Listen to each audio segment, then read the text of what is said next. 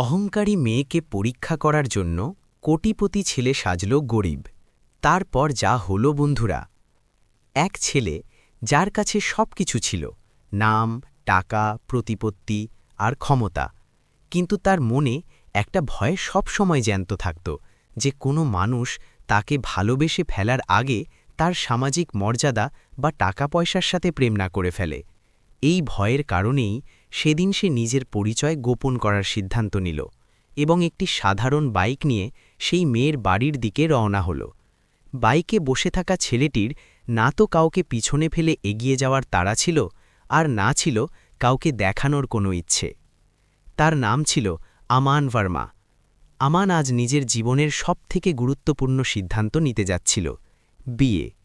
কিন্তু সে কোনো বড় হোটেলে নয়, কোনো পার্টিতে নয়, বরং একটি সাধারণ ফ্ল্যাটে সম্বন্ধ দেখতে যাচ্ছিল।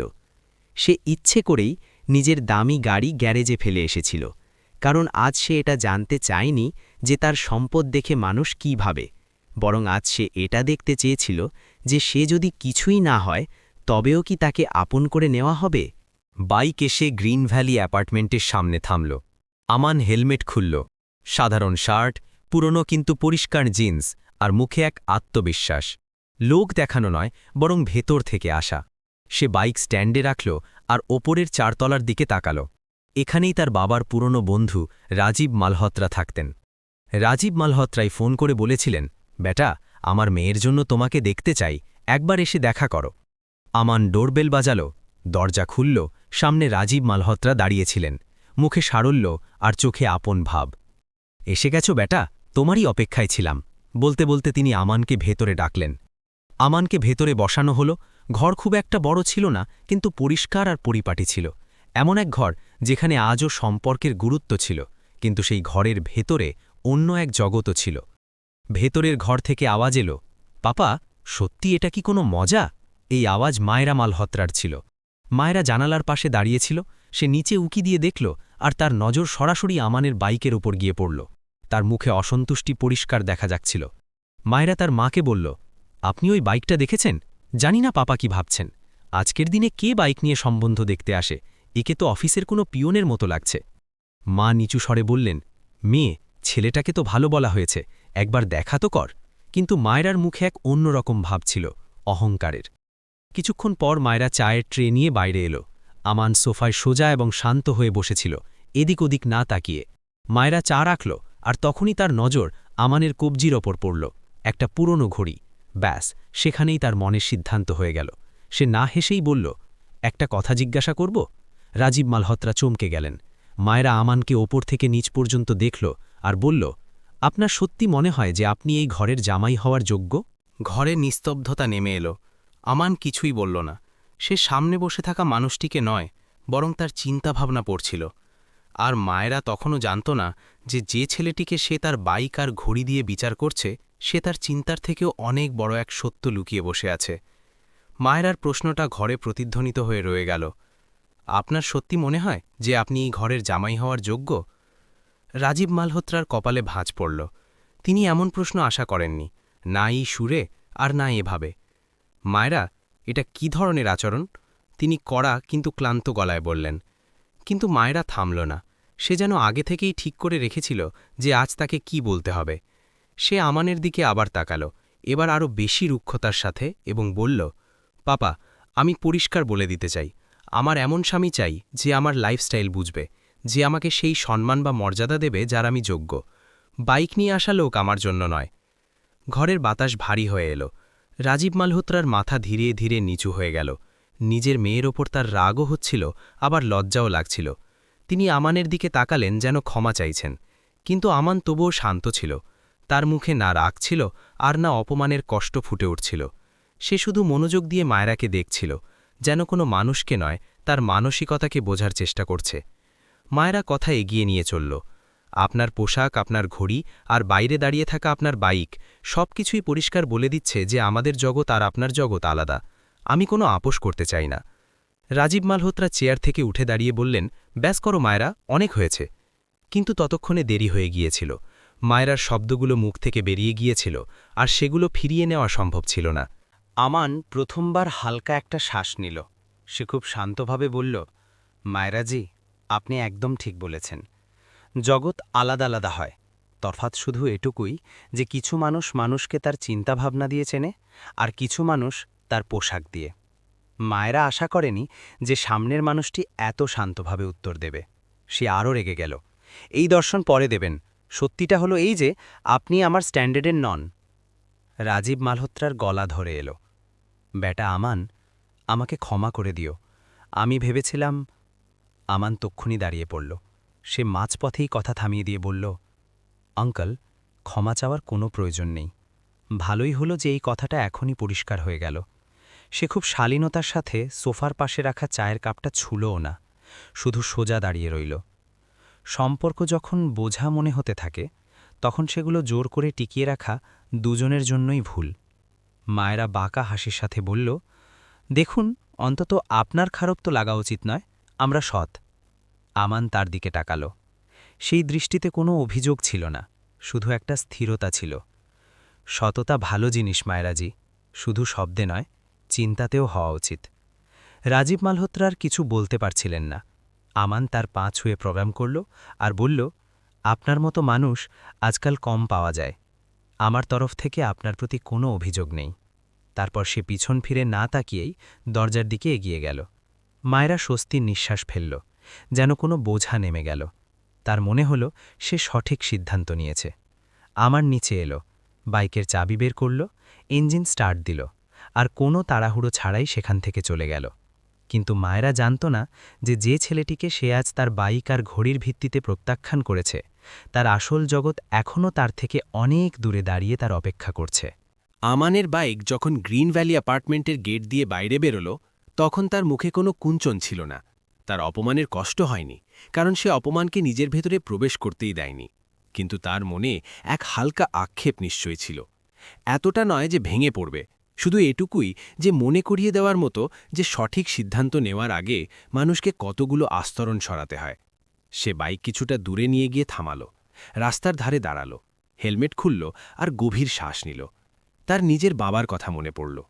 বেটা, সারল্য কোনো দুর্বলতা নয়, এটা সেই শক্তি যা অহংকারকেও আয়না দেখিয়ে দেয়। আমানের ঠোঁটে হালকা হাসি ফুটে উঠল। সে বাইক স্টার্ট দিয়ে সোজা নিজের অফিসের দিকে চলে গেল, যেন তার কাছে এই সাক্ষাৎ এখন শেষ হয়ে গেছে। ওদিকে ওপরের ফ্ল্যাটে মায়েরা সোফায় বসেছিল। তার মুখে স্বস্তি ছিল। তার মনে হচ্ছিল যে সে আজ নিজের ওপর থেকে এক বড় বোঝা সরিয়ে দিয়েছে। ভালোই হলো, সে মনে মনে ভাবল। অন্তত সময় তো নষ্ট হল না। রাজীব মালহোত্রা চুপচাপ দাঁড়িয়েছিলেন। মেয়ের খুশি দেখে তার খুশি হওয়া উচিত ছিল, কিন্তু মনের কোনো কোণে কিছু একটা বীজ ছিল। তিনি জানতেন যে আমানের মধ্যে কোনো কমতি ছিল না। কমতি যদি থেকে থাকে, তবে সেটা ছিল দৃষ্টিতে। মায়েরা ফোন তুলল আর হেসে কল করল। হাই আরিয়ান, ফাইনালি ওই নাটক শেষ হলো। ওপাশ থেকে হাসির শব্দ এলো। আরিয়ান শহরের সবথেকে জনপ্রিয় ক্লাবের ম্যানেজার ছিল, কিন্তু মায়েরার সামনে সে নিজেকে মালিক বলে পরিচয় দিয়েছিল। মায়েরার তার ঝকঝকে বাইক, ব্র্যান্ডেড পোশাক আর দামি পার্টির কথা খুব ভালো লাগত। আজ সেলিব্রেট করি, মায়েরা বলল। কোনো ভালো হোটেলে ডিনার। আরিয়ান কিছুটা ইতস্তত করে বলল, হ্যাঁ নিশ্চয়ই, আমি আসছি। সন্ধ্যা নামতে নামতে মায়েরা তৈরি হয়ে গেল। দামি ড্রেস, নিখুঁত মেকআপ আর মুখে সেই আত্মবিশ্বাস যেটা তার মনে হতো যে শুধু টাকা থেকেই আসে। আরিয়ান তাকে নিতে এলো। বাইকটা নতুন ছিল, কিন্তু ধারের। মায়েরা বসল, আর তার মোটেও উপলব্ধি ছিল না যে সামনে বসে থাকা ছেলেটি যতটা দেখাচ্ছে আসলে ততটা সে নয়। কিছুক্ষণ পর দুজনের শহরের বিখ্যাত হোটেল রয়্যাল এম্পায়ারে পৌঁছে গেল। সেই হোটেল যেখানে এক রাতের ভাড়া কোনো সাধারণ মানুষের মাসের আয়ের থেকেও বেশি। মায়েরার চোখ চকচক করে উঠল। এটাই তো আমার লেভেল, সে মনে মনে বলল। আরিয়ান কিছুটা ঘাবড়েছিল, কিন্তু হাসি বজায় রেখেছিল। ভেতরে ঢোকা মাত্রই স্টাফরা সম্মানের সাথে স্বাগত জানাল। মায়েরা আর আরিয়ানকে টেবিলের পাশে বসানো হলো। মেনু সামনে এলো। মায়েরা না দেখেই বলল, যেটা সবথেকে দামি সেটাই অর্ডার করো। আরিয়ানের হাত হালকা কেঁপে উঠল, কিন্তু সে মাথা নাড়ল। আজ সব আমার পক্ষ থেকে, সে বলল, যদিও তার মাথায় তখন একটাই প্রশ্ন ঘুরছিল, বিল কত আসবে। সেই হোটেলের লবিতে কিছুটা দূরত্বে এক পরিচিত মুখ দাঁড়িয়েছিল। আমান, সাধারণ পোশাকে, কিন্তু স্টাফদের মধ্যে সম্মানের সাথে। সে হোটেলের ম্যানেজারের সাথে কিছু কথা বলছিল। ম্যানেজার মাথা নিচু করে শুনছিল। মায়রার নজর হঠাৎ তার ওপর পড়ল। সে ভালো করে দেখল আর চিনে ফেলল। এ তো ওই যে আজ বাইক নিয়ে সম্বন্ধ দেখতে এসেছিল। মায়রার ঠোঁটে হালকা হাসি ফুটে উঠল। মনে হয় এখানে চাকরি খুঁজতে এসেছে। আরিয়ানও ওদিকে দেখল আর কিছু না ভেবেই বলল, চলো আজ মজা নেওয়া যাক। মায়রা চেয়ার থেকে উঠল আর সরাসরি আমানের দিকে এগিয়ে গেল। আমান তাকে দেখল, পলকের জন্য চমকে গেল, তারপর তার মুখে সেই শান্ত ভাব ফিরে এলো। মায়রা বিদ্রুপ করে বলল, আরে আপনি এখানে চাকরি পেয়ে গেলেন নাকি কোনো আমিরের টেবিল পরিষ্কার করতে এসেছেন? আশেপাশে কিছু মানুষ দাঁড়িয়ে দেখতে লাগল। হোটেলের স্টাফরা থমকে গেল। আমার মায়রার দিকে তাকালো আর খুব শান্ত গলায় বলল, মায়রাজি, মাঝে মধ্যে যা দেখা যায় সেটাই সবসময় সত্যি হয় না। মায়রা হাসল, ওহ প্লিজ, নিজের দর্শন নিজের কাছে রাখুন। সে ঘুরে আরিয়ানকে বলল, আজ আমরা এদের দেখাবো যে আসল স্ট্যান্ডার্ড কি হয়। আমান কিছু বলল না, শুধু হালকা করে ম্যানেজারের দিকে তাকালো। তার চোখে একটা ইশারা ছিল থামার জন্য। ম্যানেজার বুঝে গেল, খেলা এখনও শেষ হয়নি, আসল হিসেব এখনও বাকি ছিল। রয়্যাল এম্পায়ারের ভেতরে পরিবেশ সেটাই ছিল যা মায়েরা পছন্দ করত। দামি আলো, ধীর মিউজিক আর প্রতিটি মুখে অর্থের জৌলুস। মায়েরা নিজের চেয়ারে বসেছিল, সামনে আরিয়ান আর দুজনের মাঝখানের টেবিলে সাজানো খাবার। মায়েরা বারবার হাসছিল। তার মনে হচ্ছিল যে সে আজ সঠিক সিদ্ধান্ত নিয়েছে, সঠিক মানুষ বেছে নিয়েছে আর সঠিক লেভেলে বাঁচছে। আরিয়ান বাইরে থেকে শান্ত দেখাচ্ছিল, কিন্তু ভেতরে তার হার্টবিট বেড়ে গিয়েছিল। প্রতিটি অর্ডারের সাথে তার ভয় বাড়ছিল। জলের বোতল, স্টার্টার, মেন কোর্স, তারপর ড্রিঙ্কস। প্রতিটি আইটেম তার মাথায় একটাই প্রশ্ন রেখে যাচ্ছিল, যদি বিল বেশি হয়ে যায় তবে কি হবে। মায়েরা মেনু দেখল আর না থেমে বলল, সবথেকে দামি ওয়াইনও আনিয়ে নাও, আজ আমি সেলিব্রেট করতে চাই। আরিয়ান হালকা হাসির সাথে মাথা নাড়ল, কিন্তু তার আঙুলগুলো টেবিলের নিচে কাঁপছিল। কিছুটা দূরে আমান দাঁড়িয়েছিল, এখনও সাধারণ পোশাকে। কিন্তু তফাৎ এই ছিল যে স্টাফরা যখনই তার পাশ দিয়ে যাচ্ছিল, হালকা ঝুঁকে সম্মান জানিয়ে যাচ্ছিল। ম্যানেজার মাঝে মধ্যে তার দিকে তাকিয়ে নিচ্ছিল, যেন না বলেই অনুমতি নিচ্ছে। আমান সব দেখছিল, কিন্তু কিছুই বলছিল না। তার মুখে কোনো প্রতিশোধের ভাব ছিল না, শুধু একটা স্থিরতা ছিল, যেন সে অপেক্ষা করছে যে সত্য নিজে সামনে আসুক। খাবার শেষ হলো। মায়েরা আরাম করে চেয়ারে হেলান দিয়ে বলল, বিল নিয়ে আসুন। আরিয়ানের গলা শুকিয়ে গেল। ওয়েটার বিল নিয়ে এলো আর চুপচাপ টেবিলের ওপর রেখে দিল। আরিয়ান যেমনই নজর দিল, তার মুখের রং উড়ে গেল। অঙ্কটা অনেক বড় ছিল। সে তবুও সাহস জুগিয়ে কার্ড বের করল আর ওয়েটারকে দিল। মেশিনে কার্ড সোয়াইপ হল। এক মুহূর্তের নিস্তব্ধতা। তারপর আওয়াজ এলো, কার্ড ডিক্লাইন্ড। মায়েরা চমকে উঠল। কি হলো আরিয়ান? আরিয়ান হড়বড়িয়ে উঠল, হয়তো নেটওয়ার্ক। ওয়েটার আবার চেষ্টা করল। আবার সেই আওয়াজ, ডিক্লাইন্ড। এবার আশেপাশের নজর উঠে আসতে লাগল। মায়েরার আত্মবিশ্বাস টলমল করতে শুরু করল। আরিয়ান, এটা কি হচ্ছে? আরিয়ান ঘামে ভিজে গিয়েছিল। আমি দ্বিতীয় কার্ড, কিন্তু দ্বিতীয় কার্ডও চলল না। সেই মুহূর্তে হোটেলের ম্যানেজার সেখানে চলে এলেন। গলা শক্ত কিন্তু সভ্য। স্যার, পেমেন্ট ক্লিয়ার হচ্ছে না। মাইরা ঝরঝরিয়ে উঠল। এটা কিভাবে হতে পারে? আপনি জানেন আমরা কে? ম্যানেজার শান্তভাবে বললেন, ম্যাডাম, এখানে পরিচয় নয়, পেমেন্ট চলে। এবার পরিস্থিতি বিগড়ে গিয়েছিল। মাইরার চোখে ভয় নেমে এলো। আরিয়ানের সাহস ভেঙে গেল। সে মাথা নিচু করে নিল আর নিচু স্বরে বলল, মাইরা, আমাকে ক্ষমা করে দাও। সত্যিটা হলো এই যে আমার কাছে টাকা নেই। আমি ক্লাবের মালিক নই, আমি শুধু সেখানে কাজ করি। এ সবই লোক দেখানো ছিল। মাইরার পায়ের তলার মাটি সরে গেল। তার সেই সকালের কথা মনে পড়ে গেল। আমান, তার বাইক, তার শান্তি আর নিজের বলা শব্দগুলো।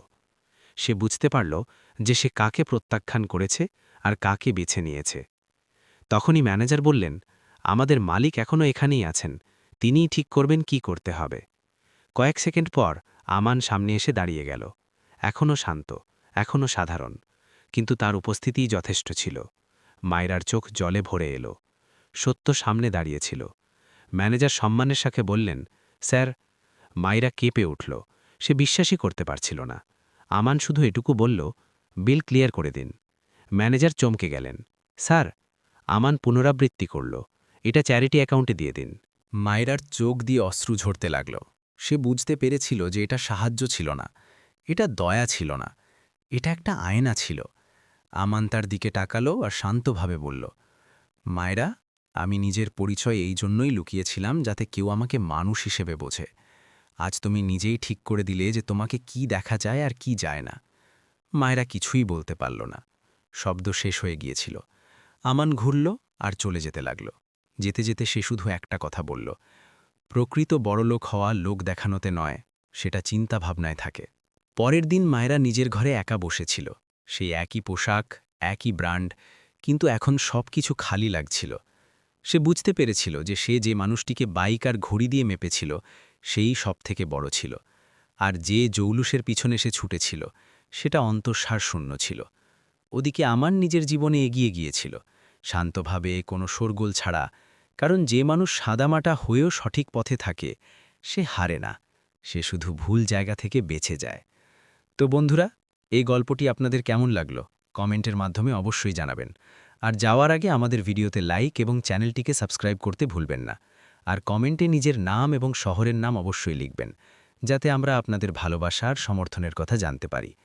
তো চলুন, আবার দেখা হবে পরের গল্পে এক নতুন গল্পের সাথে।